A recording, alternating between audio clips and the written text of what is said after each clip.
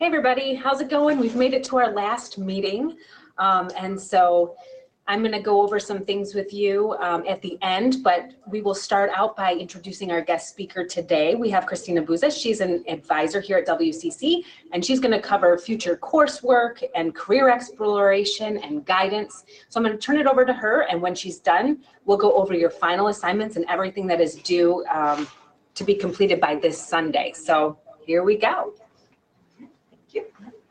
Just that little. Hi everybody, wanted to show you name and face here. I'm Christina, as Megan mentioned, and so I'll go ahead and get started on where do you go next from here as you're wrapping up this course. So that's kind of my quick outline here. Can cover a bit about the career, academics, and paying for classes. I'll introduce a little bit of my history. So I got my bachelor's from University of Michigan, and when I first started there, I thought I was going to go into their Ross School of Business and eventually become a CEO. So I needed to take economics classes as prereqs to be able to apply. I realized I didn't really enjoy economics, and then I did an internship the following summer of my freshman year.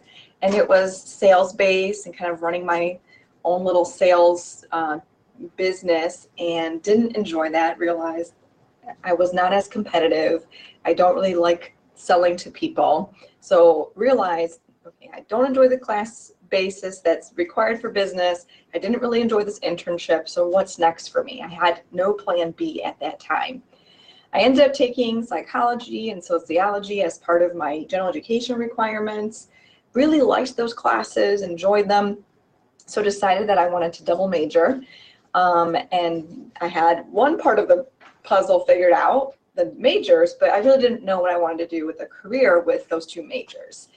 So I volunteered as a peer mentor to incoming first-year students. It was just something on a whim. I saw a flyer around campus about the opportunity and decided I like helping people. I hear that a lot in my office as an advisor, that I like helping people. And there's lots of ways to do that. And so that was one way that I chose to do that in college as a volunteer. And it really, really set the trajectory of my next few years. I ended up getting a student position, helping plan out the program and the different events that we did for the mentor groups. My boss was a mentor to me, and she was working in higher education, managing that program. And so I started picking her brain about what she did and how she got there. And I really didn't think it was an option to work at a college or university. You just think of all the people who teach there, but you don't think of all the other things that are happening around campus to make the college or university run, you know, like the admissions and financial aid. And so that really didn't come to mind as an option, but through that experience, just by saying yes to a volunteer opportunity, it really led me down that path to work in a college or university setting. And for that type of field, a master's degree is typically required. So I did my research and ended up going to Bowling Green State University in Ohio and got my master's in what's called college student personnel, which is a mouthful and very difficult to explain at family functions. But now that I'm an academic advisor, that's a little bit easier to say. And I've been working at Washtenaw since 2009. And academic advising is my second role here. I've been doing this for 5 years. So that's a little bit about me, just kind of get my background, and hopefully you can kind of resonate with some of that. Maybe you have a plan and it's going exactly the way that you wanted, and this course is helping you set up those goals and milestones to get to that path. Or maybe you have no idea what your next steps might be, and this is kind of helping you plan that out. Or you have a major, or you have a piece of the puzzle and you're trying to work out the rest. So I kind of can resonate with that and understand, empathize, thinking back to my own journey. And it didn't just come, overnight. It really did take time and effort, research, and talking to a lot of different people in different areas that I thought I had interest in, to really figure out which one was going to be the best one for me, and trying it out in a part-time basis while I was in school before I had to commit to a master's program that was extra time and money, and pursuing it as a full-time job after college or master's degree. So the career exploration is multifaceted, and even though it can feel overwhelming at times to figure out what is it that I want to be doing, for many years of my life, there are steps that you can take along the way while you're in school. So like understanding myself, so that comes from taking various self-assessments. And I know you've done a few of those in this class. What do you value? What's important to you in a job? Explore those opportunities. So that's one of the things that I did, was the job shadowing, reading up about different careers through those career research websites like Occupational Outlook Handbook or ONET, doing informational interviews, which is one of my favorite things for students to do, and something that I did a lot when I was in college. Also, just picking the brain of those who are doing careers that you find interesting. And at some point, you do have to analyze the pros and cons of the different option that you're considering, and make a decision so that you can move into a direction. Plan for action. What would be the timelines and the next steps for you based on that goal?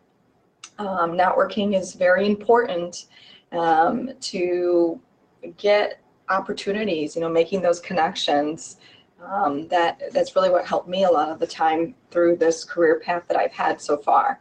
And I cannot speak enough about trying out the field, gaining experience in something that's related to what you want to do. So, if you're thinking, healthcare, well, you may not be able to go provide, like as a nurse, you have to be a registered nurse to do that role, but there's all these other jobs within the healthcare setting that would allow you to be around nurses and get that experience, like a certified nurse assistant, which is a short-term class, or being a patient transporter or a patient sitter.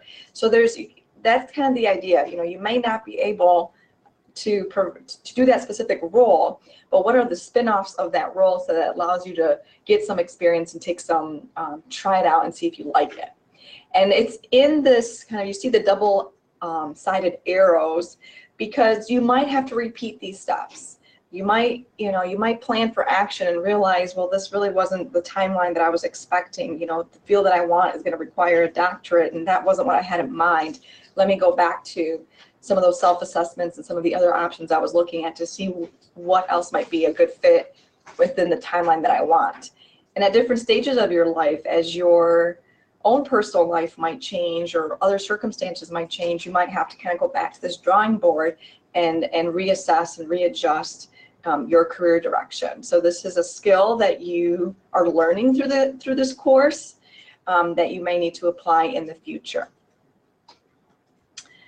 So we'll pause here for a question. Can you type in some of the responses of what sections of this chart have you worked on as part of this course? So again, what sections of this chart have you worked on as part of this course? And I will show you the chart again. And be specific with, like, thanks, Lauren. So understanding myself, like, was there a particular self-assessment that you did as part of this course that helped you learn more about yourself? Or if you got the opportunity to, exploring opportunities, where what of those actions did you do as part of this course? That would be helpful if you can provide a more specific answer.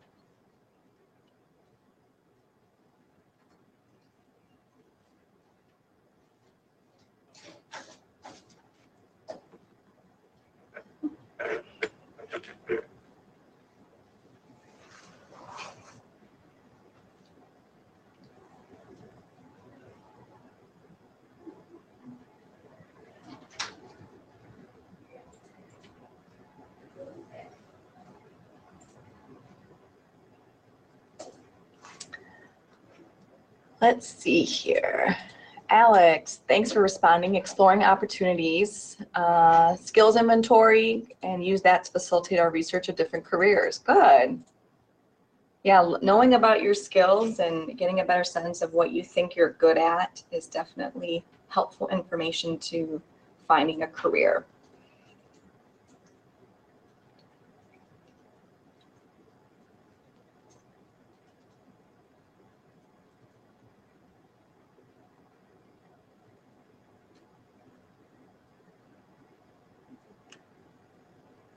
I'll give it just maybe another 30 seconds or so, see if anybody else has an additional response to add.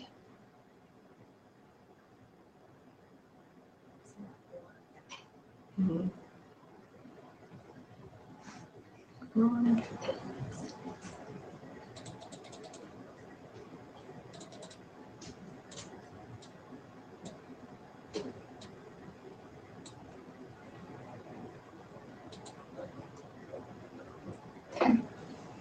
All right, and if you can think of anything else, you can still feel free to type that in, and I'll be able to see it on the screen even though I'm moving on to the next section here.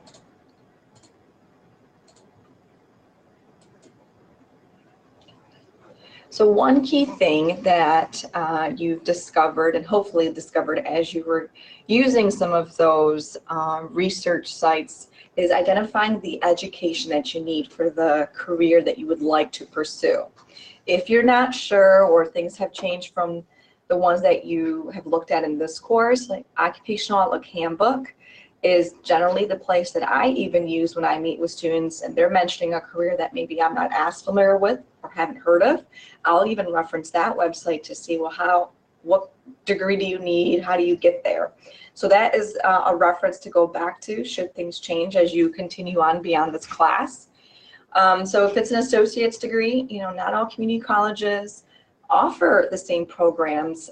Hopefully what you're looking for, we have a program for you, but sometimes, we might not have that specific associate degree, and if that's the entry level degree needed, we might have to look at another school outside of Washtenaw. I know a very common, and one I get asked a lot about is ultrasound. People want to take images of babies, and we don't have that program. So, part of what I do in my office with a student who's interested in that is look into other options and what they could take at Washtenaw while they're here before they may need to transfer to a different community college or technical school. Bachelor's degree is common for a lot of different fields, and again, similar to community colleges, not every university has the same programs. Certainly English and psychology is essentially everywhere you go, but maybe you're looking for something very specific. And so, researching what would be the bachelor's degree colleges and universities that might have that option. And we have a lot of transfer courses. So if bachelor's degree is the entry level that you need in order to get work in that field, chances are there's something you can do at Washtenaw to get you ready for transferring. So, I again can't stress enough the importance of checking in with an advisor and making sure that you're taking the right classes for your goal. And like in my field, there's a lot of positions that say minimum is a master's degree. And so having to get an appropriate master's degree and having the right foundation from my college background to be prepared for a master's program.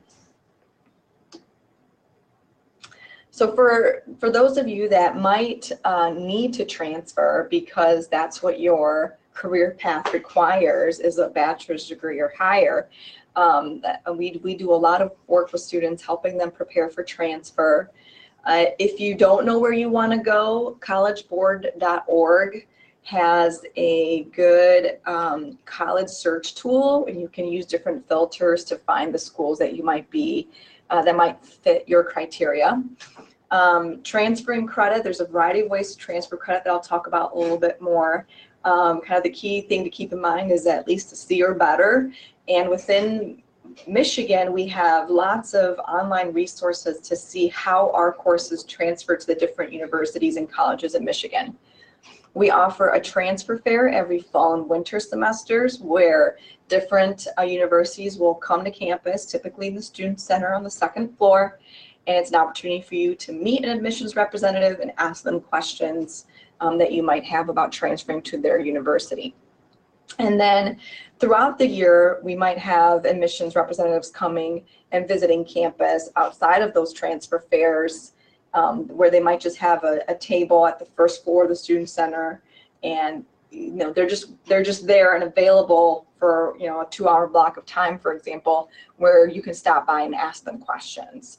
And I'll show you the links that you will use in just a little bit to find out those dates that are coming up for transfer visits. So typically when you're thinking of transferring, You'll need to apply just as you did for WashNA. However, several universities have set deadlines and application fees, and they will usually post those on their websites to let you know what those are. Minimum is 12 college level credits in order to transfer, but the only school that I know of that does that is Eastern Michigan University. Says their transfer admissions criteria is 12 credits with a 2.0. What's more common for the university is usually about 30 college level credits, and the GPA minimum can range depending on the university. If it's more, kind of regional school, it's usually around a 2.5, 2.7, whereas like a more selective school would be a 3.0 or higher to be eligible to apply. Typically, the maximum credits that you can transfer from a community college is 60 credits. And as I mentioned before, a 2.0 GPA or C or better in each course is what is transferable. So if it's below that, that course would not transfer. Some universities will ask you for essays or personal statements that you need to submit. They might provide you with different questions, and you get to pick one and write about that. So they use that as part of the application. Recommendation letters might be another requirement, or it might be an optional aspect of your application, but it's helpful to have those even if they say it's optional. And then of course, universities will want official transcripts from all colleges that you've attended. So if you've been at WashNA and maybe university, another community college, you'll have to send transcripts from everywhere. That's not automatic. You need to make the request. For us, you would request it either online through your MyWCC under your student records link, or you would go in person to Student Connection on the second floor of the Student Center to make a transcript request. And one tip for the recommendation letters is it's good to, even if you are maybe new to WashNA, or you have some more time that you're going to be here and you're not yet ready to transfer, but if you had an instructor that you really got along well with this semester, that you think might write a good recommendation letter for you, you want to ask them that while you're fresh in their minds, versus waiting the 2 years and then requesting a recommendation letter. So that might be something just to consider is, I've had a good experience with you this semester, and I'm trying to kind of pull together recommendation letters for future use. Would you be willing to write me one that I could use for like a university application or scholarship application? And they can kind of keep it more generic in that intro paragraph indicating that. So that just might be something to think about, getting those recommendation letters as you're in those courses. So the variety of ways to transfer credits, a really common one is working on general education, which we refer to as the Michigan Transfer Agreement. So this are a set of courses that can help you get some of those basic classes that anyone would need regardless of major to work on, and that's typically how you would have spent your first year at a university anyway. In addition to general education, which is a few courses, there are various transfer guides. So transfer guides are roadmaps to the university for specific majors. So for example, if you wanted to do biology at Grand Valley State University, well, we have a biology transfer guide. And Grand Valley came up with a 4-semester suggested plan that will help you toward transferring to a biology major. If we don't have a transfer guide in place or an articulation agreement, we might use course-for-course equivalency. So maybe it's a specific major that you're trying to look at the university. We'll look up to see if we have any courses that are required for their major at WCC. And then the best bang for your buck are going to be the articulation agreements. So there's a variety of agreements. A lot of them are with Eastern Michigan University. And these we refer to as 2+2, which is, your associate's degree plus your second half of your credit hours for your bachelor's at Eastern, or 3+1, where you stay at WashNA longer, so you get to transfer with more than the typical 60 credits, and then you finish out your final year, or roughly about 30 to 40 credits of your bachelor's degree at the university. So we have those for different programs. Those are program specific, associate degree specific.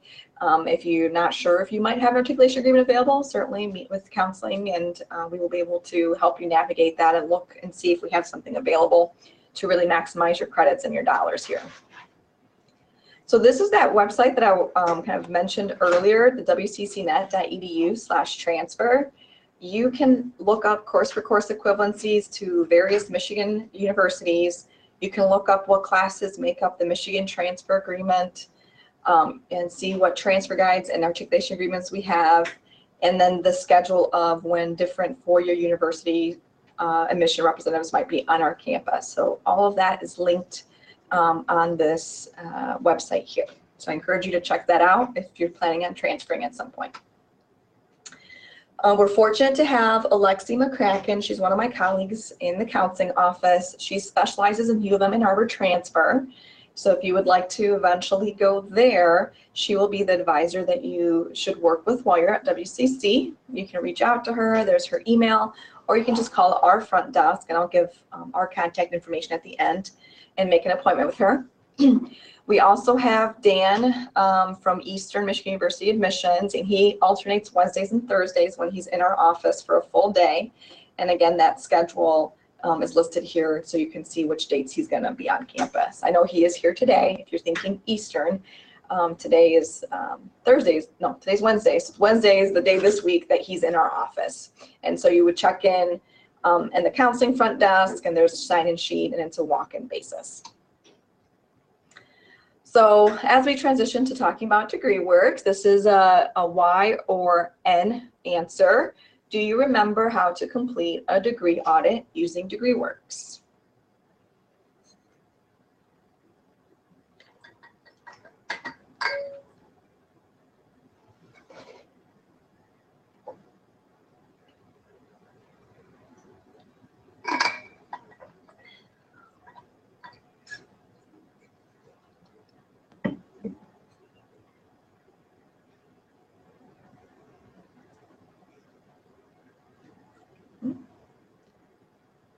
The majority of you said that yes, you do. That's wonderful. I'm very glad to hear that. So I will show you the screens, especially for those that are not currently logged in and will be needing to review this video later. So as a recap for all of you, under your Student Services tab in your My WCC, you're going to click on your Student Records link and then check your degree progress using DegreeWorks. And this will be the view. It's going to show you what you still need. You'll see that in red. It'll have check boxes for courses that you've already completed. It'll have a tilde sign for courses that are in progress. Keep in mind that the degree audit that you see is based on your program of record. So if you realize, oh, it's saying I'm going to do the engineering certificate, but you really meant to do the engineering associate, like pre-engineering associate degree, then you want to run a what-if audit to see what the requirements are on a different program that you are thinking of changing to. So you can do that by clicking on the what-if link, selecting which associate degree type it is, or certificate, if it's a certificate, the catalog year, which typically you would select the current one, and then the major from the options, and then click the process what if, and that'll show you how what you've taken counts toward a different program and what you would still need for that different program. If your program on record, so when you go into your DegreeWorks and you're seeing that program name is not what you're actually trying to do at WCC, only you can change your program online. So if you're paying out of pocket, you go to WCC Gateway, My WCC, click on Student Records, request a program change. If you're a student who's using any sort of financial aid, whether grants, scholarships, or loans, you'll go to WCC Gateway, My WCC, click on your financial aid tab, and request a program change. You may have, if you're on campus for any other classes, you may have seen some of the posters around our bulletin boards on campus. Because for financial aid students, new for fall 2019, the amount of financial aid is determined by taking classes that are part of your program. So if you're in a program of study and you're signed up for 3 classes, but only 2 of them are in your program, they're only going to calculate your financial aid based on the 2 classes, not all 3. So you really want to make sure that the program that you're in is what you're trying to accomplish at WCC. Why might you want to run an MTA audit? And again, MTA is that Michigan Transfer Agreement, that the series of general education classes.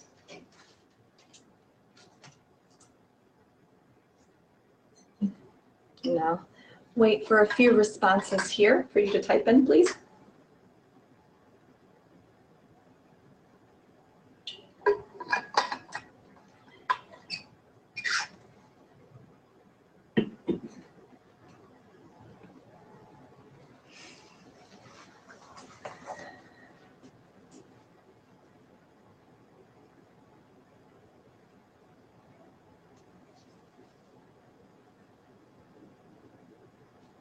Does anyone know why you might want to run an MTA audit?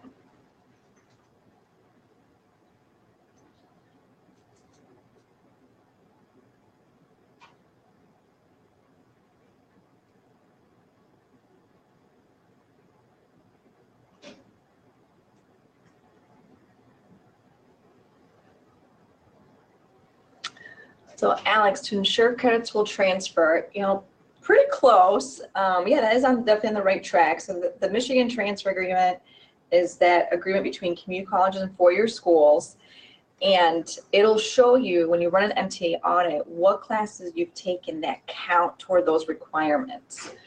You will still, so for a lot of universities, having this completed will really help you streamline the general education requirements that you need there.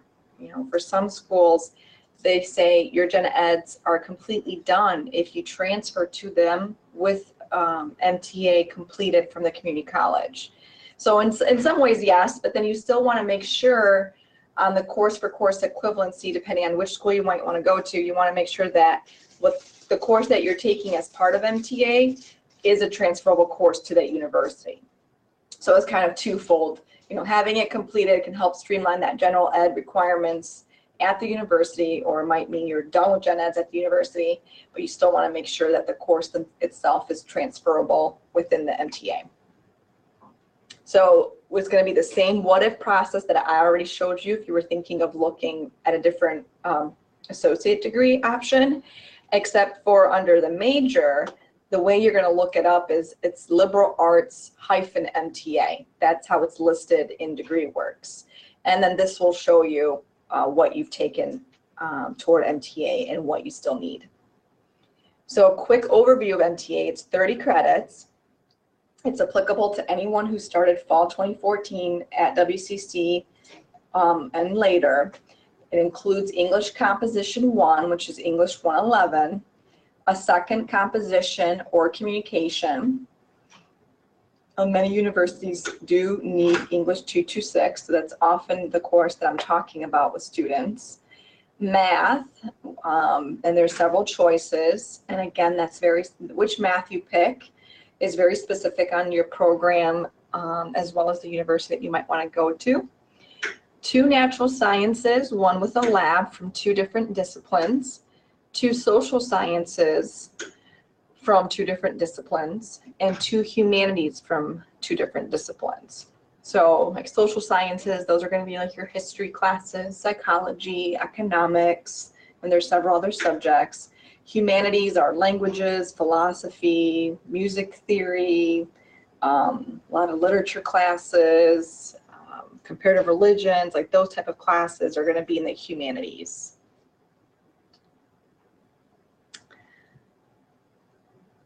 So when it comes to paying for classes, you might already have something in place that's working for you, but I want to highlight the different ways that you might be able to get some support.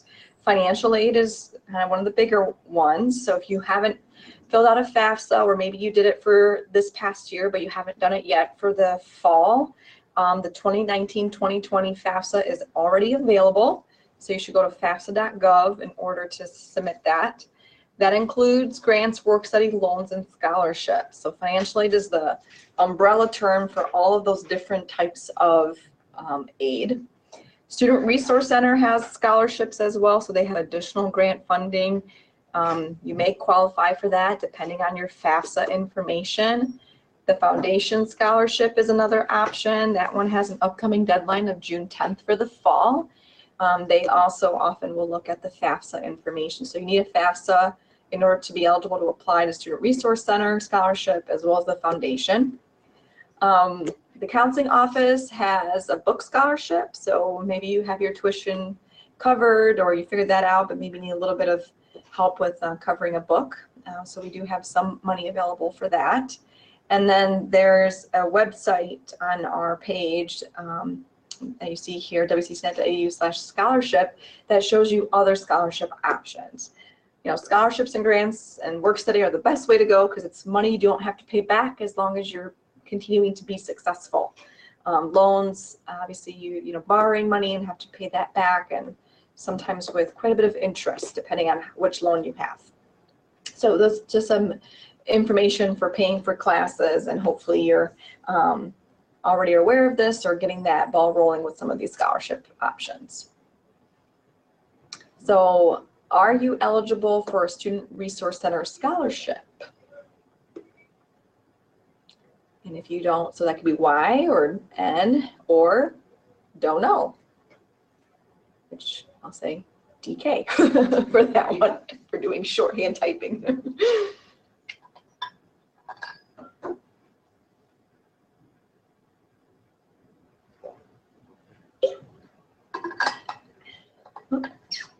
I stumped them. Yeah. So if you're not sure and you're wondering about this possibility, so their funding deadline for fall is in July. Their spring one has passed already, but sometimes they still have extra money. But it does need a FAFSA, so that's the first step. If you haven't filled out a FAFSA, you do need one. And they look to see, you know, if there's a gap in that financial aid, and, you know, depending on that income information on your FAFSA, you may qualify. So the way to figure out if you are looking for some other ways to pay for classes, the way to know whether or not you qualify is have that FAFSA completed, and then you call our front desk, which is the 734-677-5102, to make an appointment with a case manager in the Student Resource Center, and to inquire about grant funding. And they will be able to let you know whether or not you qualify for their aid. It is typically for kind of lower income and students based on their FAFSA information. Some key dates to keep in mind, because we have spring summer right around the corner. Can't believe winter semester is ending on Monday. I'm sure you all are eager for that date. But spring summer classes, we don't have like a designated spring and then summer. We call it spring/summer because we have different start and end dates throughout the whole May through August timeframe. So we have some classes that start May 13th, some classes that start May 29th, and June 26th. The session lengths vary, so 12 weeks is the full length semester, so that means it'll end on August 8th. That's the full length of the spring summer, but we also have 6-week options, 7.5 weeks, and 10 weeks. So a lot of variety depending on what you might be looking for. I know a lot of the students I've been meeting with are still trying to do some travel plans or work more. So, you know, chat with us if you're interested in spring summer. We could see, you know, if there's something that you can take that will help you kind of keep that momentum going toward your degree. The payment is a much more narrow time frame since the semester is closed. So those are kind of gives you the pay ranges. It depends on when you sign up for the class. When you have to pay, you usually just have a couple of days to make that payment, either out of pocket, using a payment plan, or making sure that your financial aid is set to pay for the classes. Fall semester registration's open as well. Hopefully you've looked at the class schedule and started signing up for those classes, but they start August 26th and payment's not due till July 25th. So I encourage you kind of before, if you aren't taking spring summer classes and taking that break over the summer, get registered before you kind of head off for the spring summer break, and make sure that that's all squared away before you enjoy that summer break. So, you know, we're here to help. We really want to make sure that you're taking the right classes based on your goals, whatever that might be, whether it's a certificate or degree at Washtenaw or transferring to a university after Washtenaw. So right now we're on walk-in advising, and these are our hours. So we have quite the variety to accommodate student schedules. We have online advising as well. You can submit a form online and you'll get a response back, or you can submit a real-time advising request, so to actually schedule a virtual online advising appointment. So those are, you have a variety of ways to get connected with us. What tool do you think is utilized for online advising sessions?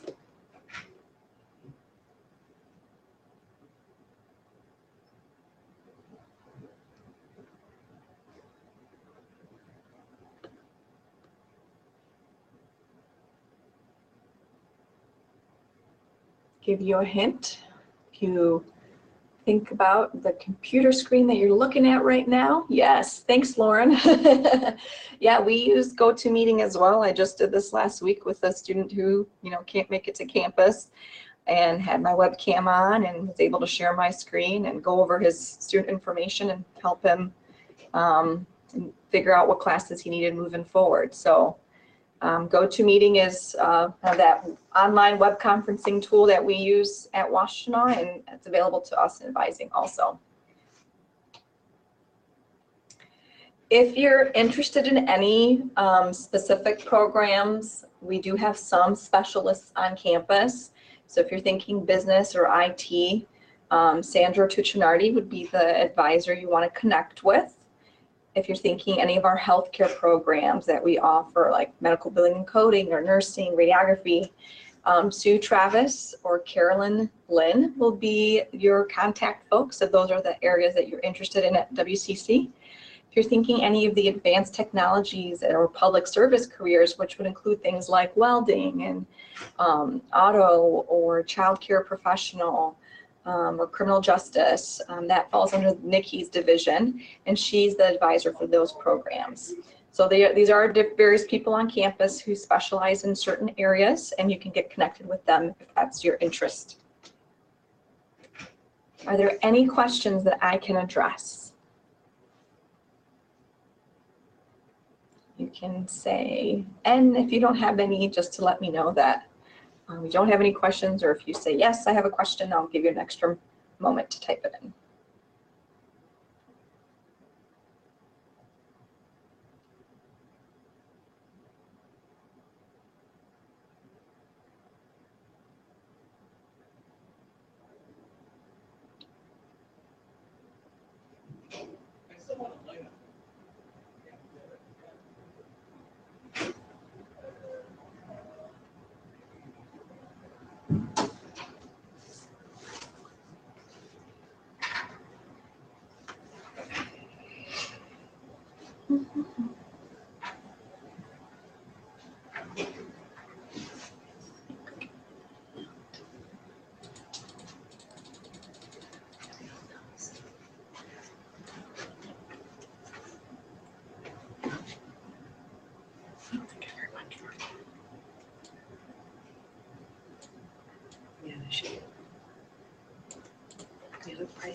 All right. Well, great. I'm glad that hopefully you enjoyed this session and got good information from it. Thank you for spending a little bit of your time this morning with us, and look forward to maybe meeting you all in person at some point in our office or through GoToMeeting on webcams. All right, and best of wishes with the final semester. I'll turn it back over to Megan to go over your last requirements. Yes. Take care. Thank you so much. And I will definitely share Christina's information too if you need to get a hold of her for any reason. And okay, so let's go over the last few things we've got on our list to do. I know some of you haven't turned in your mock interviews. So if you haven't done that yet, make sure you get that turned in. And that should be turned in before you critique the actual thing. So I need to be able to see your mock interview before I go over your critique as well. So make sure you're getting that all in. At this point right now, you should be complete through unit number 7, module 1. By tonight at 11:59 p.m., you should be completed through Unit 7, Module 2, which basically adds in watching the putting together your career planning portfolio, which will give you all of the information you need to kind of put all of that together, which most of that information you've already done throughout the semester. You're just going to compile it together and turn it as one assignment, and then complete the career planning portfolio quiz, which is another one of those, I think, just 10-point quizzes that you have to take. By this Sunday, May 5th at 11:59 p.m., all assignments should be turned in. So that is the completion of your career planning portfolio and your reflective portfolio, which will have you compile all of those journals and those sorts of things that you've completed throughout the semester. So it's just going to be a little bit of time to put all of those together. There's not a lot of actual new information that you have to write. It's just going to be time consuming kind of compiling those things. So do we have any questions about the final assignments? Everything will have to be in by Sunday. I have to then turn in final grades. So you want to make sure over the next few days that you're able to complete all of these last assignments. Also, please go through the grade book. If you're missing anything, or there's not a grade where you think there should be a grade, make sure you notify me that, email me, let me know. Also, there are some people that have an assignment that looks as if it was submitted, but it hasn't been submitted, so I'm not able to grade it. So if you're missing something like that, again, you'll also want to check into that. If you're having any IT problems, you can find that contact information on the WCC website. Reach out to them as soon as you can if you have any problems with submitting an assignment, or you're not seeing a grade or something like that that you know you've turned in, or if I've missed grading something, please let me know so we can get it all taken care of over the next few days before your final assignments. So if there are no questions, put an N in the chat box, please.